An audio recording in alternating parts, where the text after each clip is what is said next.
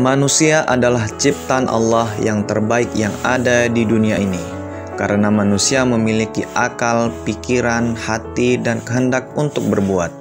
Berbeda dengan makhluk Allah yang lain, hendaknya karunia tersebut harus disyukuri oleh setiap manusia untuk semakin taat kepada Allah. Untuk mudahnya, manusia memiliki dua fungsi utama, yaitu fungsi individual dan fungsi sosial.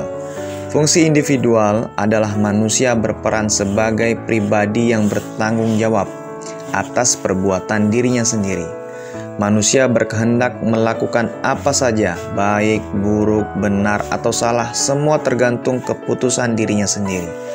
Sedangkan fungsi sosial, manusia berkewajiban untuk saling bergantung dan berhubungan dengan manusia lain. Artinya, manusia tidak dapat hidup sendirian di dunia ini.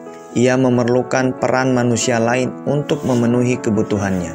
Misal, ingin makan, perlu ada banyak manusia yang turut andil menyampaikan nasi sampai di depan mulut.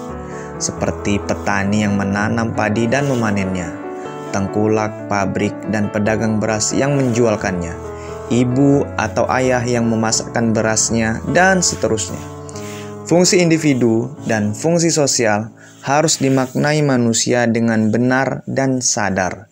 Tujuannya agar manusia memahami bahwa hadirnya setiap diri di muka bumi bukan karena kebetulan atau hanya dihabiskan untuk suatu hal yang sia-sia, tetapi ada program kegiatan amal saleh yang harus dilakukan sesuai tuntunan agama. Amal saleh itu berupa amal kesalehan pribadi dan kesalehan sosial. Manusia berperan sebagai abid atau ahli ibadah yang melaksanakan aktivitas kehidupannya karena Allah. Sholat, ibadah, hidup, dan mati hanya karena Allah. Karena setiap kegiatan yang dilakukan atas niat yang benar disertai dengan basmalah akan bernilai ibadah.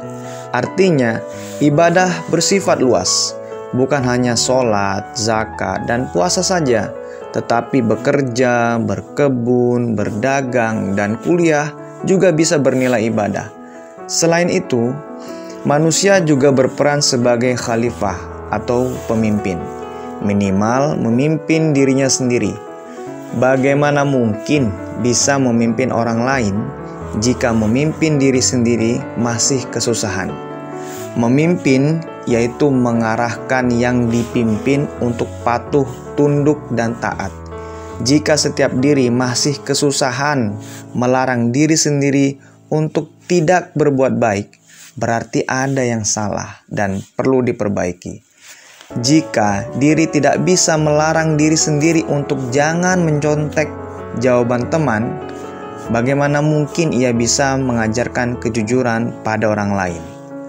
Memimpin mulailah dari hal yang terkecil, dari diri sendiri dulu, baru ke keluarga, ke orang lain. Memimpin bukan perkara mudah, sebab ada tanggung jawab yang diterima. Itu sebabnya pemimpin atau orang yang memimpin dengan adil adalah hamba yang disayang Allah. Adil pada dirinya sendiri dan adil juga pada orang lain. Manusia juga memiliki kewajiban secara vertikal atau hablum minallah dan kewajiban secara horizontal atau hablum minannas. Kewajiban hablum minallah berarti manusia dituntut patuh dan taat kepada aturan ajaran Islam dan mengamalkannya. Kewajiban hablum minannas berarti manusia berusaha keras membentuk suasana damai bersama teman dan anggota masyarakat, di mana ia berada, membawa keamanan, kenyamanan, kesenangan, dan kebermanfaatan bagi orang lain. Manusia memiliki dua potensi, yaitu potensi kebaikan dan potensi keburukan.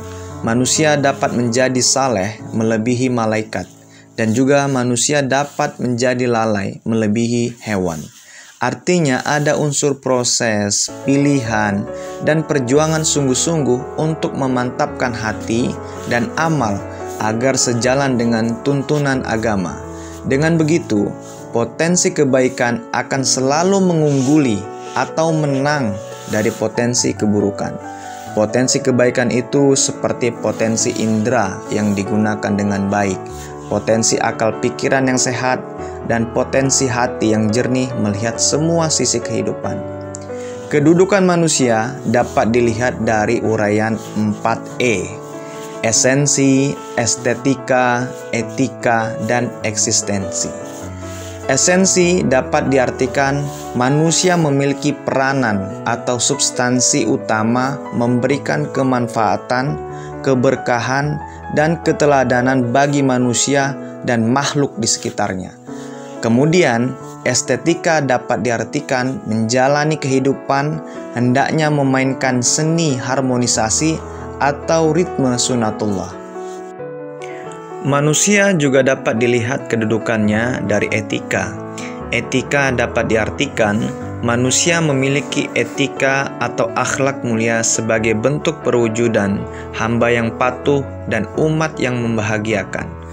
Perihal ini menjadi penting karena Nabi Muhammad menjadi contoh tauladan akhlak mulia bagi umatnya. Maka sudah menjadi kesadaran tersendiri bahwa setiap manusia harus berupaya sekuat tenaga untuk bisa menjadi pribadi yang berakhlak mulia. Kedudukan terakhir pada manusia adalah eksistensi. Eksistensi dapat diartikan menjaga keutuhan sebagai manusia sempurna dan menjaga alam sekitar dari segala bentuk perusakan. Akhir dari bukti adanya manusia, eksistensinya manusia adalah manusia dapat menjadi pionir atau perwakilan Allah di muka bumi, perwakilan yang menjalankan syariat agama, menjaga dan menyebarluaskannya. Dengan demikian, eksistensi manusia dapat terwujud saat manusia memahami, menyadari, dan mengamalkan arti diri dari esensi, estetika, dan etika sebagai hamba Allah.